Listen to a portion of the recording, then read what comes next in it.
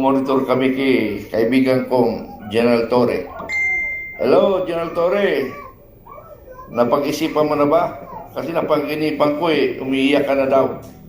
Pag nagkatabi tayo. Pag nagkatabi naman tayo.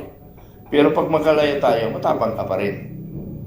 Pero pag nagkatabi tayo, ewan ko lang, pero hawak mo naman yung armed forces yung Philippine National Police Paano kaya kung makita tayo na pares tayo retero? Ano kayang mangyayari, General Torre? So yun ang pag-iisipan mo bilang isang uniform personnel officer. Pag-isipan mo hindi naman forever magiging nasa serbisyo ka. Pero that is your decision kasi bilang isang otoridad. Pero dapat pag-aralan mo lahat ang bagay. Kasi ako, sa totoo lang, General Torre, ni kailanman hindi ako pwedeng diktahan ng aking commander, kahit sino pang punyetang commander ko, kung inuutos sa akin na hindi ayon sa batas at hindi tama, hindi ako susunod. Hindi kasi pwede ako na sunod-sunuran lamang. Mahirap ang isang uniformadong tao, lalo na kung officer, very sensitive yung magiging action mo because you are an officer. Now ikaw, sa basa ng Pilipino, na ikaw ay isang utusan lamang. Kaya sayang yung star mo dyan, isipin mo lagi na ikaw ay star, na lahat ng action mo in accordance to law or in accordance to your principle, in accordance to our SOP. Huwag kang lumabas dyan. Kasi kung hindi ka lumabas dyan ka sumusunod, very proud ang Pilipino sa iyo. Tandaan mo yan, General Torre, Very proud ang Pilipino sa iyo. Pero kung ikaw ay sunod-sunuran lamang, walang kwenta mong police officer. Ganun ang prinsipyo ko. Hindi pwede ako. Bibigyan kita ng isang example na katotohanan.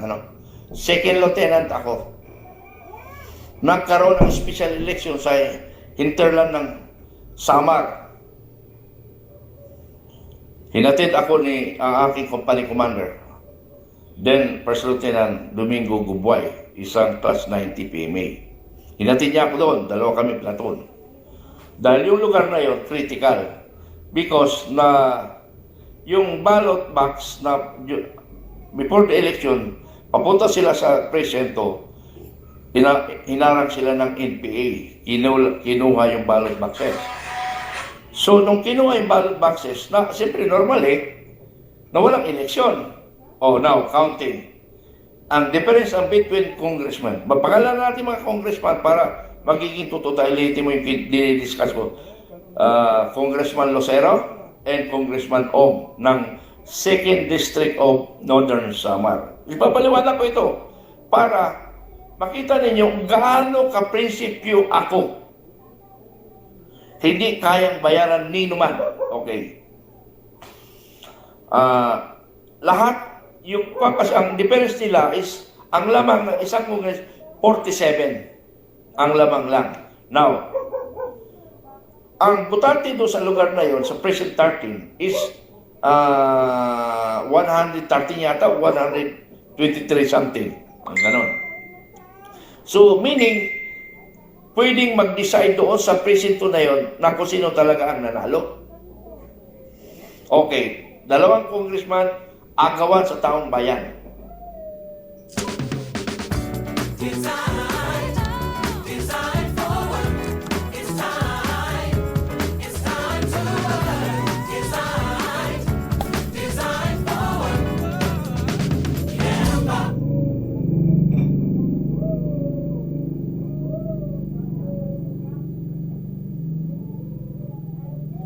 Ako ngayon ang officer in charge sa area. Ako ang officer in charge. Lahat ng partido, Lucero man or Ong, kanya-kanyang palibre. Pagkain, ano pa man. Siyempre, almost 2 years kaming libre sa ganon. Ay, hindi pala. Almost 1 year. Libre kami sa pagkain. Lahat doon, siyempre, yung mga kababayan, bibigyan kami ng mga pagkain nila. So, libre kami ng 1 year. Pero after that, lumipas, naghirap na yata yung mga congressmen, hindi na sila nakapagbigay, kaya medyo sariling bulsa na namin. Umabot ng 2 years, 2 months siguro, o 3 months. Malapit ang decision ng COMELEC. Because 1992, another 95 election ulit.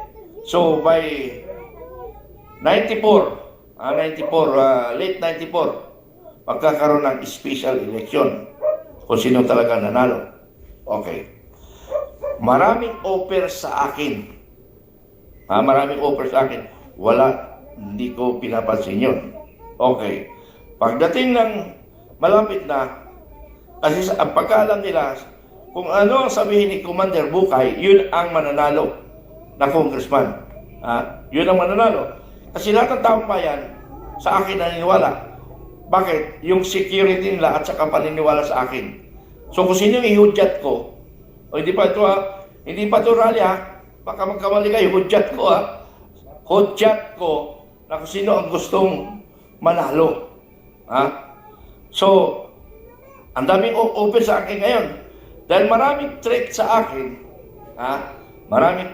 akin, ang ginawa ni General Tigas, alam ko si General Tigas ang nag-decide nun, na brigade commander namin. Ang aming battalion commander noong that time is Colonel Balwes, is a Musang also. So sa akin pinagkatiwala yun. Yung area, walang ibang pinagkatiwala doon. Bilhin mo yung second lieutenant ko, doon ko binuhos lahat.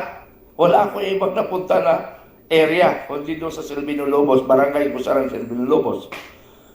Okay, late 1994. Ang ginawa niya ng Tigas, para hindi ako pagkaguluhan or nabulungan siya, kailangan maalis doon si Lieutenant Mitran. Kasi delikado tayo, kasi ang pinapaniwala ng taong bayan doon, si Mitran. So pinulat ako, hostage ngayon ako sa battalion headquarters. Sa specific, Barangay Rawes. 19 IB headquarters, Barangay Rawes, Lawang Northern Samar. Para masabi nyo na, totoo yung kwento ko. Totoo yung kwento ko. So, yun. Nandun ako sa battalion, commander. Sa battalion headquarters ako. Mayroon ako isang kasama na kapitan. Isang kapitan na kasamahan ko, sabi niya, Jun, merienda tayo. Sir, paalam mo kay battalion commander. Alam na ni battalion commander yun. Sama ka, kasi hindi ako pwede umalis ng battalion headquarters without the knowledge of the battalion commander. Hostage nga ako eh. Kasi left and right nililigawan ako. Ito naman kapitan na ito, hindi ko lang sabihin ng kapitan. Yung kapitan niya nakapag-asawa ng Sarawis. Pero yung kapitan ngayon, wala na ngayon. Nauna na pumanaw. Okay. Para hindi ko lang pasinin yung bangin yung pangalan niya. Kasi medyo may kunting, prinsipyo. Okay. Dinala ko sa isang restaurant nung kapitan na yun. Nagbibirinda kami. Tapos, yung exclusive restaurant. Sabi yun, si Juan pala, si Mr. Ganito. Hindi ko pa pangalan na ito, answer naman doon sa Juan, So, yung isa, patay na. Patay na nga. Patay na rin yun. Okay. Kapatid yun. Sabi niya, Lieutenant, yan ang approach sa akin Lieutenant, magkano bang tatanggapin mo sa pension mo? Hindi ko nasagot, hindi ko alam kung anong naisagot ko. Bakit, sir? Kasi ganito eh. Nakausap na namin si Chief Staff. Tapos si Chief Staff.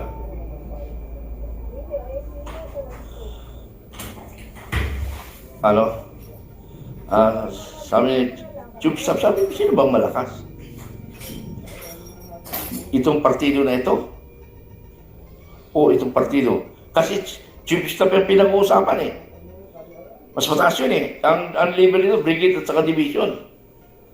Sabi ko, sino ba talaga malakas dito?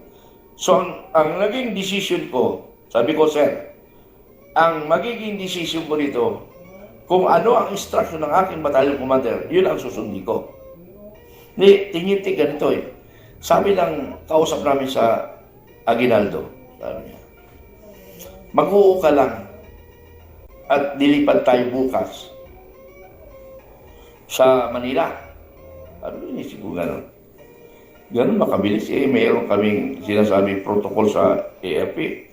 Pero sa isip ko rin, dahil chief staff ngayon ng utos, wala magagawin battalion commander.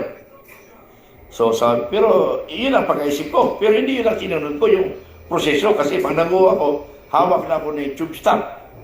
Yun ang thinking ko. Pero dahil nga may prinsipyo ako, para hindi na magulang sitwasyon, sir, baka pwede sir, sabi ko, battalion commander ko ang kausapin nyo na mag-neutral ako. Neutral naman ako eh. Hindi sir, panigamin yung grupo namin. Hindi sir, ganito lang. Pumunta na lang kay battalion commander. Dati battalion commander namin si Colonel Balwis, Lieutenant Colonel Balwis, isang Mosang, So, ayaw niya rin makipag-usap. Sabi ko, sir, hindi ako kikilos hanggat walang instruction. Susundin ko lang kung anong instruction ng aking superior. Yun lang yun, sir. Wala na ako iba. Sige, Lieutenant, sabi niya sa akin. Pag-isipan mo at anong desisyon mo, usap tayo ulit. So, biruin mo ang sinagot sa akin. Yung pension mo na matatanggap mo, titriplihin ko yun, sabi sa akin. O titriplin lang, kung nag-pension ako, nag-retire ako, 7 million. So, magiging 21 million yun. Pero hindi ko yun, kasi wala ka sa akin wala ka sa akin mga ganon. Ang prinsipyo ko ay prinsipyo.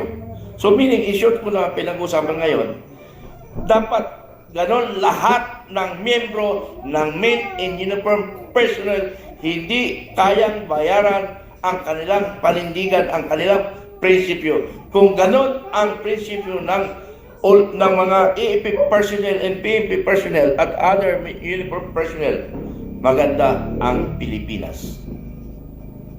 Totoo yan ang kinipinto ko. Kaya ikaw, General Torre, mag-isip-isip ka, huwag ka maging tuta.